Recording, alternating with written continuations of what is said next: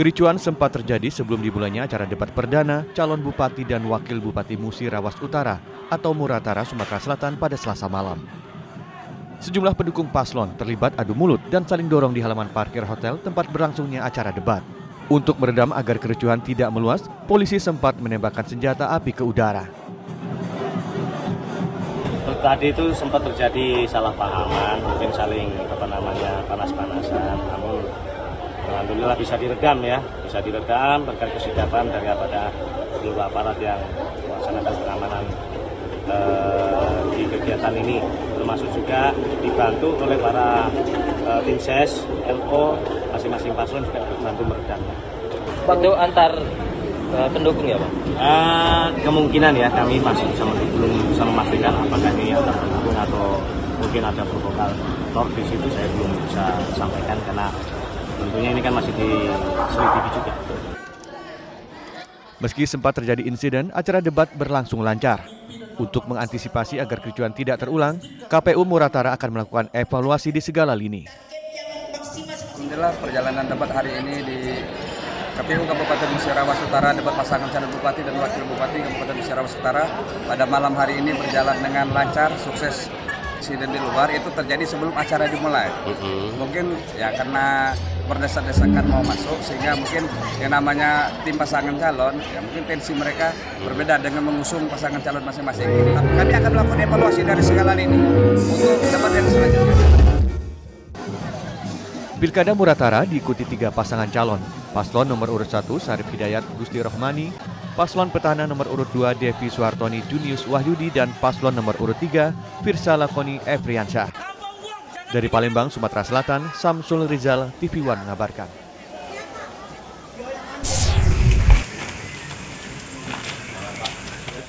Calon Wakil Wali Kota Metro Lampung, Komaruzzaman, datang mengenakan baju berwarna hijau dan kuning dengan didampingi penasihat hukumnya Hadri Abu Nawar bersama sejumlah tim sukses dan para relawan. Ia kemudian mengikuti sidang perdana dengan agenda pembacaan surat dakwaan oleh jaksa penuntut umum sekaligus menghadirkan 9 saksi.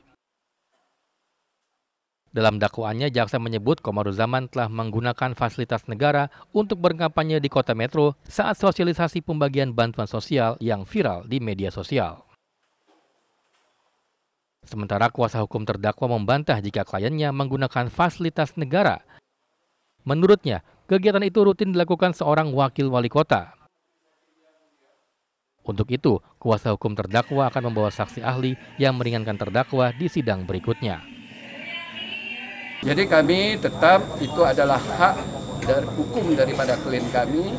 Tentunya karena ini ada saksi atau alat bukti yang memberatkan beliau, beliau juga punya hak untuk mengajukan alat bukti yang menguntungkan beliau. Baik dia saksi, surat maupun ahli.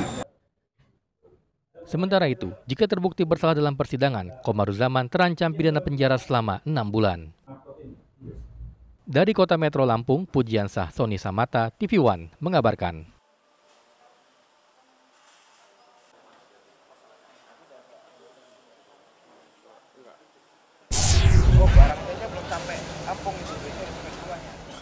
Komisi Pemilihan Umum Provinsi Sumatera Utara bersama dengan perwakilan KPU Kabupaten Kota, Bawaslu dan TNI Polri memberangkatkan surat suara pemilihan kepala daerah dari Pelabuhan Belawan menuju gudang KPU Kabupaten Kota. Sebelum diberangkatkan, surat suara yang tiba di Pelabuhan Belawan dipindahkan ke kendaraan yang telah ditentukan daerah tujuannya. Proses pengiriman dikawal oleh petugas hingga serah terima di gudang KPU Kabupaten Kota. Surat suara yang dikirim terdiri dari surat suara pemilihan gubernur dan wakil gubernur Sumatera Utara serta surat suara untuk pemilihan kepala daerah masing-masing. Komisioner KPU Sumatera Utara, Kotaris Banurea, menegaskan proses serah terima surat suara belum dilakukan. Penyerahan akan dilaksanakan ketika surat suara telah tiba di gudang masing-masing KPU Kabupaten Kota. Ini terkait dengan surat suara. Surat suara ini sudah dilihat teman-teman sekalian, Bapak-bapak kepolisian juga hadir bersama kita di sini, begitu juga dengan Bawaslu Provinsi Sumatera Utara dengan teman-teman kabupaten kota. Ini akan didampingi pihak kepolisian sampai ke gudang masing-masing nantinya. KPU Kota Medan menjadi KPU yang pertama menerima surat suara di gudang yang berada di jalan Rumah Potong Hewan. Kedatangan surat suara ini dikawal oleh petugas dari TNI Polri. Surat suara langsung dibuka dengan disaksikan oleh Bawaslu Medan. Jumlah surat suara sesuai DPT yakni 1.800.000 lebih yang ditambahkan 2,5%. Ketua KPU Kota Medan Muti Atika mengatakan dengan tibanya surat suara ini seluruh logistik untuk pilkada telah lengkap. Berikutnya akan dilaksanakan penyortiran dan pelipatan surat suara. Dari Medan, Sumatera Utara, Ahmidal Yauzar, TV One mengabarkan.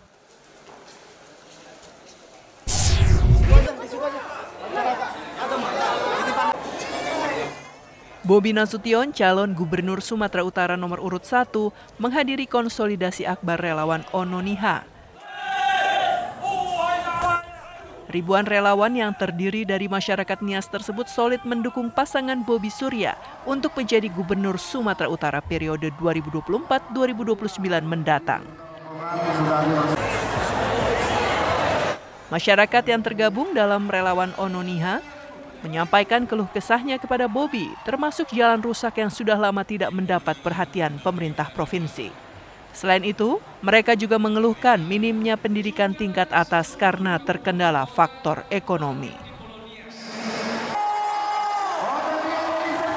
Permasalahan di sini yang disampaikan tadi ini perlu diselesaikan.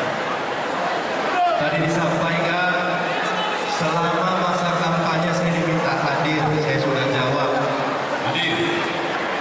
Dan disampaikan tadi nanti mudah-mudahan kalau diberi kepercayaan, diberikan amanah, diberikan tugas sebagai Gubernur Sumatera Utara, kalau bisa hadir lagi di Kepulauan Nias. Tapi dalam kesempatan kali ini saya sampaikan, saya nggak mau kalau nanti setelah terpilih jadi gubernur, cuma hadir di Kepulauan Nias. Saya nanti janji kalau terpilih sebagai gubernur Sumatera Utara, saya dan Pak Surya bukan hanya datang, kami akan berkantor minimal 2 bulan di Kepulauan Nias. Dalam sambutannya, Bobi Nasution berjanji akan memperhatikan pembangunan Pulau Nias, termasuk pembangunan rumah ibadah yang sering terkendala izin pembangunan. Dari Medan, Sumatera Utara, Heri Kiswanto, TV One mengabarkan.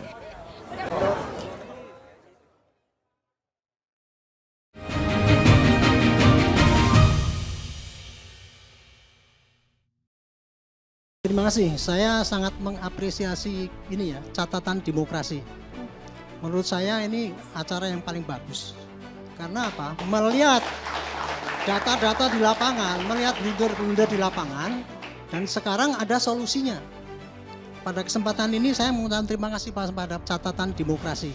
Baik, jadi hasil pemeriksaan ada salah satu pelaku dengan Catatan Demokrasi, Selasa pukul 20 waktu Indonesia Barat, live di TV One. Informasi terpilih. 31 bayi prematur yang berasal dari Rumah Sakit Al-Shifa berhasil dievakuasi ke rumah sakit lainnya di Gaza bagian selatan Minggu waktu setempat. Akibatnya ada 6 kematian baru bayi-bayi prematur tersebut. Menjadi perhatian utama. Komisi Pemilihan Umum KPU menelusuri kebenaran dugaan kebocoran data pemilih yang diperjualbelikan di media sosial. Kabar utama pagi hanya di TV One. Februari yang lalu kalau nggak salah, di mana terjadi pembubaran. Ya tidak dilibatkan. Dilibatkan kan? Tidak, ini banyak undang-undang ini. Ustadz Ilmi sedikit, bagaimana Anda melihat ini Pak Ustadz ketika... Waktu yang sangat singkat, kita bisa mensimplifikasi sekitar 70. Penampilannya sudah nggak setuju. Yang terus. Saksikan yang ini dua saja. sisi Itu di TV One. menelisik tanda tanya publik. Yang dikatakan penyerangan personal itu yang gimana, yang bukan itu yang gimana. Kalau kemudian kebijakan, program yang diserang itu bagus, sehingga kita sebagai penonton, calon pemilih itu bisa membedakan antara satu yang lain.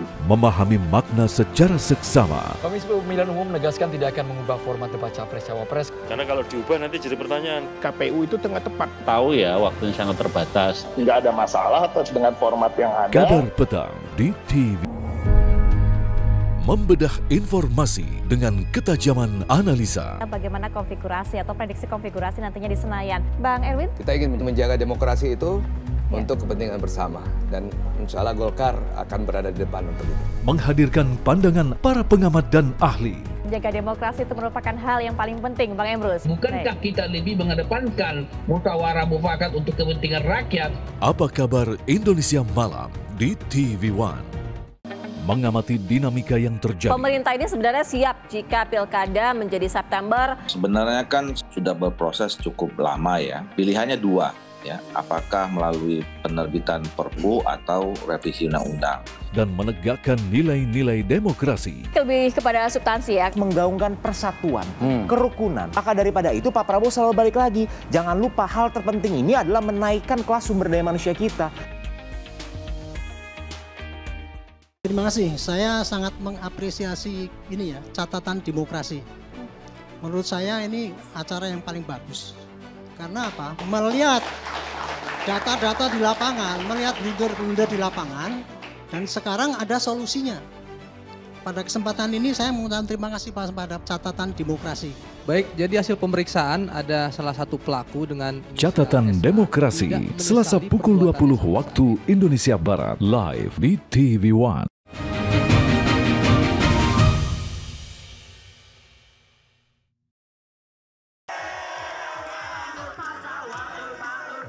Masinton Pasaribu melantik tim kampanye dan pemenangannya di Lopian, Kecamatan Badiri, Kabupaten Tapanuli Tengah, Sumatera Utara.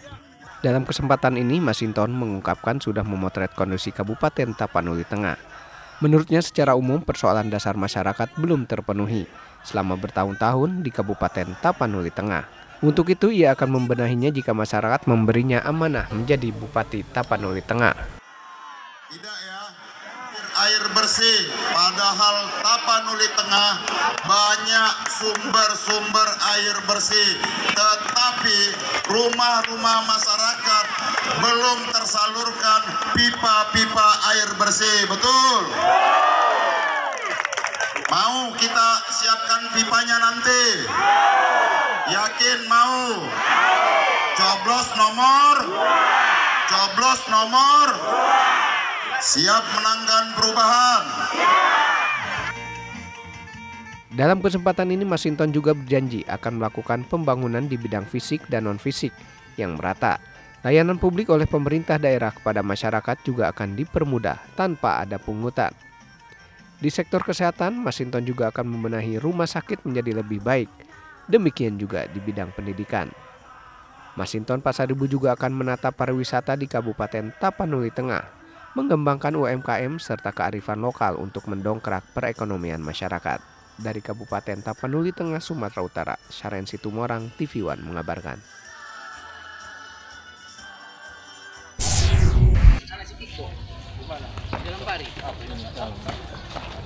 Kunjungan bersama tim pemenangan ke Pasar Sibolga Nauli ini merupakan bagian dari upaya pasangan Memori Julhan untuk lebih dekat dengan masyarakat dan mendengar langsung keluhan dari para pedagang pasar. Pasangan calon yang kerap disebut Messi berkeliling menyapa dan juga berdialog dengan para pedagang terkait permasalahan yang mereka rasakan.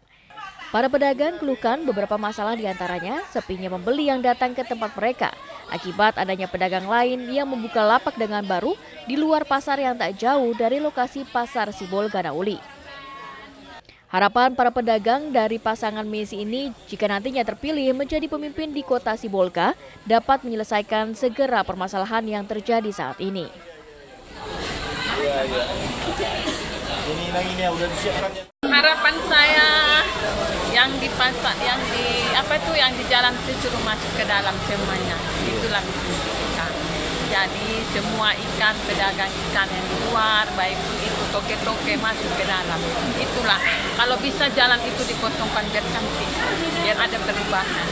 Kami pun di sini nggak laku dengan semua, banyak berjuang.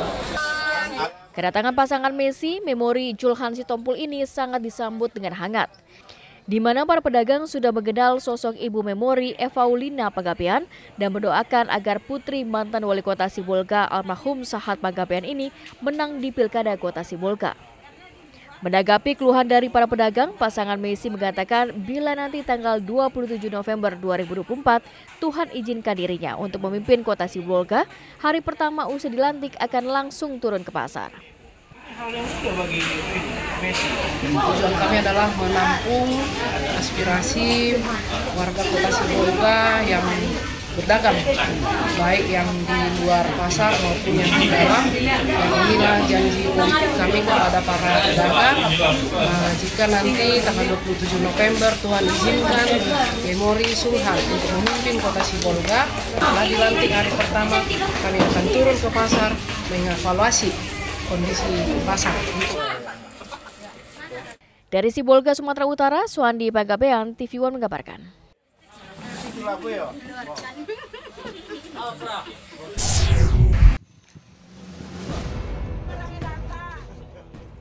Adli Tama Hidayat Sembiring, calon wakil Bupati Langkat, bertemu warga pesisir di Desa Kuala Gebang dan Desa Sanggalima, Kecamatan Gebang, Kabupaten Langkat, Sumatera Utara.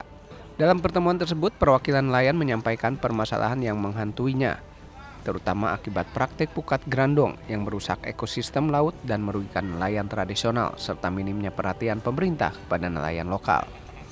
Selain itu, infrastruktur dan pendidikan serta air bersih juga menjadi persoalan utama di kawasan pesisir Langkat. Masyarakat berharap jika pasangan Iskandar Sugito dan Adli Tama Hidayat Sembiring terpilih menjadi Bupati dan Wakil Bupati Langkat agar memprioritaskan hal-hal tersebut. Menanggapi aspirasi warga, Adli menegaskan komitmennya untuk mendukung kesejahteraan nelayan kecil di Langkat. Hal tersebut merupakan visi dan misi pasangan Iskandar Sugito dan Adli Tama Hidayat untuk kemajuan dan perubahan Kabupaten Langkat yang lebih baik dan berkah. Untuk merubah Kabupaten Langkat, kami mau tidak ada lagi daerah yang puluhan tahun tidak pernah merasakan aspal. Saya yakin di Gebang ini pun masih ada. Kami tidak mau lagi melihat sekolah, Bu, yang dibangun di zaman Pak Harto sampai hari ini alhamdulillah mejanya sama. Sedangkan di Stabat, kantor-kantor dinas setiap tahun berapa tahun sekali diganti. Betul nggak, Bu? Pasangan nomor urut 2 ini juga berencana akan mengaktifkan kembali puskesmas 24 jam di seluruh wilayah Langkat, serta akan meningkatkan insentif bagi guru ngaji, bilal mayit, dan pemuka agama lain yang mengabdi di desa-desa. Sedangkan untuk mengatasi kenakalan remaja, Adli berkomitmen menyediakan lebih banyak kegiatan positif seperti olahraga desa dan program seni untuk mendorong aktivitas yang membangun bagi generasi muda, serta program pelatihan kerja bagi kaum muda dan ibu rumah tangga juga akan difokuskan agar masyarakat memiliki keterampilan yang dapat mendongkrak ekonomi keluarga. Dari Langkat, Sumatera Utara, Taufik Hidayat, TV One mengabarkan.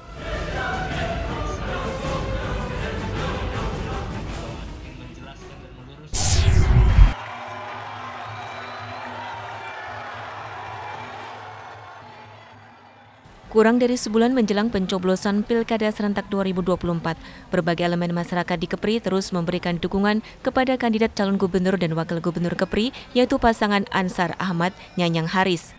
Generasi Z tidak ketinggalan memberikan dukungan, diantaranya ribuan muda-mudi yang tergabung dalam penerus negeri Kepri. Selain membacakan deklarasi dukungan, acara ini juga diisi berbagai hiburan khas generasi muda.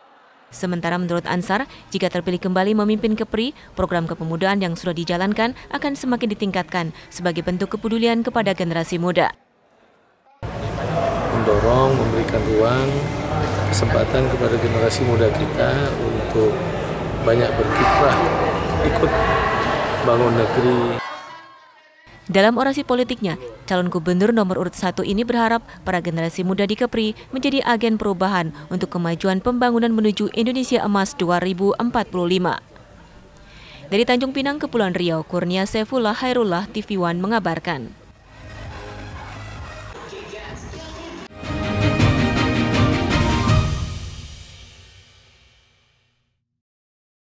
Terima kasih. Saya sangat mengapresiasi ini ya, catatan demokrasi. Menurut saya ini acara yang paling bagus. Karena apa? Melihat data-data di lapangan, melihat leader-leader di lapangan, dan sekarang ada solusinya. Pada kesempatan ini saya mengucapkan terima kasih pada catatan demokrasi. Baik, jadi hasil pemeriksaan ada salah satu pelaku dengan Catatan Demokrasi, Selasa pukul 20 waktu Indonesia Barat, live di TV One. Informasi terpilih. 31 bayi prematur yang berasal dari Rumah Sakit Al-Shifa berhasil dievakuasi ke rumah sakit lainnya di Gaza bagian selatan Minggu waktu setempat. Akibatnya ada 6 kematian baru bayi-bayi prematur tersebut. Menjadi perhatian utama. Komisi Pemilihan Umum KPU menelusuri kebenaran dugaan kebocoran data pemilih yang diperjualbelikan di media sosial. Kabar utama pagi hanya di TV One. Menuntaskan kasus yang meresahkan.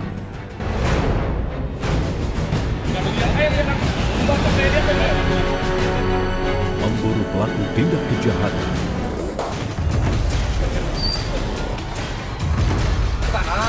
Menyergap hingga ke tempat persembunyian.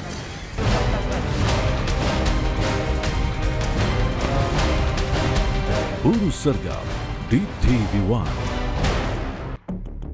Februari yang lalu kalau nggak salah, di mana terjadi pembubaran Ya tidak dilibatkan. Dilibatkan kan? Tidak, ini banyak undang-undang ini. Ustadz Ilmi sedikit, bagaimana Anda melihat ini Pak Ustadz ketika waktu yang sangat singkat kita bisa mensimplifikasi sekitar 70. Penampilannya sudah nggak setuju. Yang terus. Saksikan yang ini dua saja. sisi Itu di jika TV One. Membedah informasi dengan ketajaman analisa. Bagaimana konfigurasi atau prediksi konfigurasi nantinya di Senayan, Bang Erwin? Kita ingin menjaga demokrasi itu untuk kepentingan bersama, dan insya Allah Golkar akan berada di depan untuk itu. Menghadirkan pandangan para pengamat dan ahli. Menjaga demokrasi itu merupakan hal yang paling penting, Bang Emrus. Bukankah kita lebih mengedepankan musyawarah mufakat untuk kepentingan rakyat? Apa kabar Indonesia Malam di TV One? Mengamati dinamika yang terjadi. Pemerintah ini sebenarnya siap jika pilkada menjadi September. Sebenarnya kan sudah berproses cukup lama ya. Pilihannya dua ya, apakah melalui penerbitan Perpu atau revisi undang-undang. Dan menegakkan nilai-nilai demokrasi. Lebih kepada substansi ya. Menggaungkan persatuan, kerukunan. Maka daripada itu Pak Prabowo selalu balik lagi. Jangan lupa hal terpenting ini adalah menaikkan kelas sumber daya manusia kita. Terima kasih. Saya sangat mengapresiasi ini ya, catatan demokrasi. Menurut saya ini acara yang paling bagus. Karena apa? Melihat data-data di lapangan, melihat leader-leader di lapangan, dan sekarang ada solusinya. Pada kesempatan ini saya mengucapkan terima kasih pada catatan demokrasi. Baik, jadi hasil pemeriksaan ada salah satu pelaku dengan Catatan Demokrasi, Selasa pukul 20 waktu Indonesia Barat, live di TV One.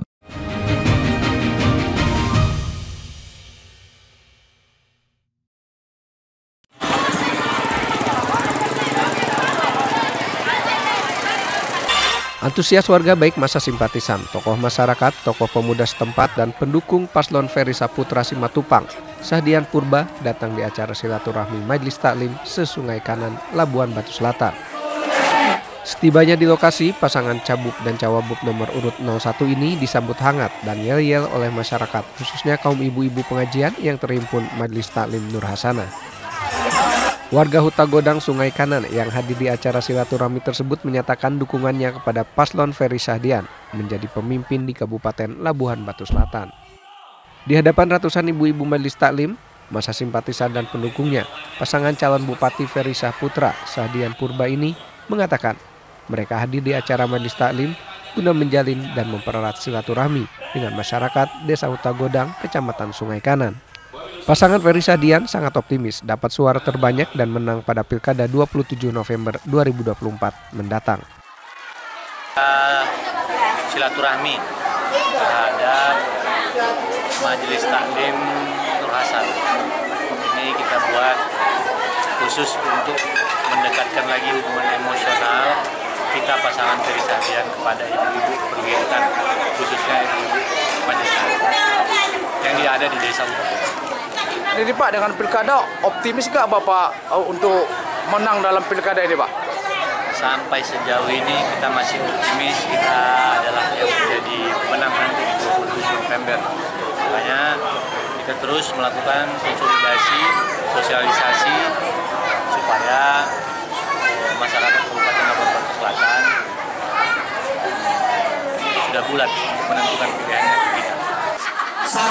Paslon nomor urut 01 Ferry Saputra Syahdian ini diusung oleh 5 partai politik, yakni Perindo, Golkar, P3, Nasdem, dan PDI Perjuangan.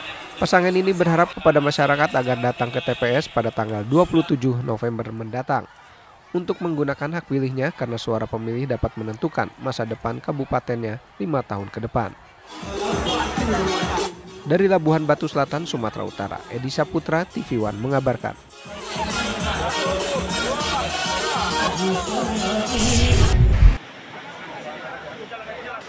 Kedatangan logistik pilkada berupa kertas surat suara ini diangkut menggunakan truk dari Pelabuhan Belawan, Medan.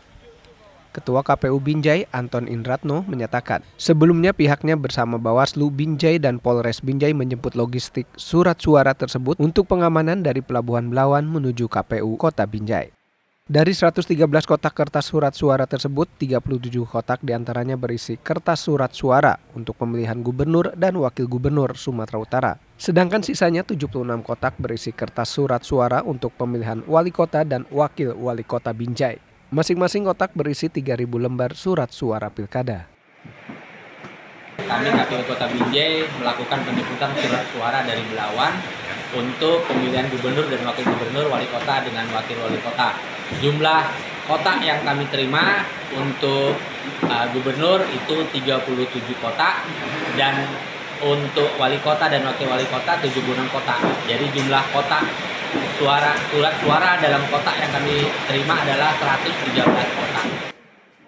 Ketua Bawaslu Kota Binjai, Yusuf Habibi, yang mendampingi pengangkutan dan pembongkaran kotak kertas suara tersebut menyatakan pihaknya akan terus melakukan pengawasan terhadap kertas surat suara tersebut, mulai dari kedatangan hingga distribusinya ke tingkat TPS.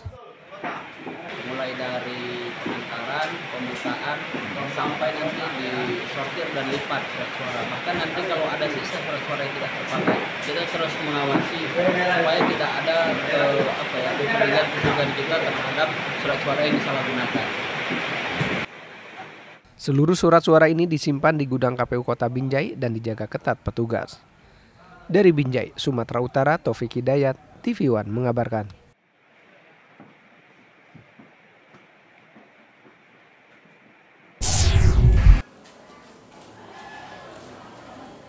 Ratusan orang melakukan penyortiran dan pelipatan surat suara untuk pemilihan umum kepala daerah tahun 2024. Satu persatu surat suara ini diperiksa ada atau tidaknya kerusakan, setelah itu dilakukan pelipatan. Menurut data dari Komisi Pemilihan Umum Daerah Kabupaten Darmasraya, ada ratusan ribu surat suara untuk pemilihan gubernur dan wakil gubernur dan wali kota dan wakil wali kota serta bupati dan wakil bupati. Berdasarkan surat suara yang telah masuk ke gudang KPU Kabupaten Darmasraya tanggal 25 Oktober kemarin. Jadi hari ini kita sudah mulai melaksanakan sortir lipat sampai insya Allah nanti tanggal 3 November pertama. Dan tadi sudah mulai dan dengan jumlah peserta ada 100 orang. Kita libatkan masyarakat di sekitar ini untuk melaksanakan sortir lipat dan langsung diawasi oleh tim pengawas dari KPU dan Bawaslu nantinya.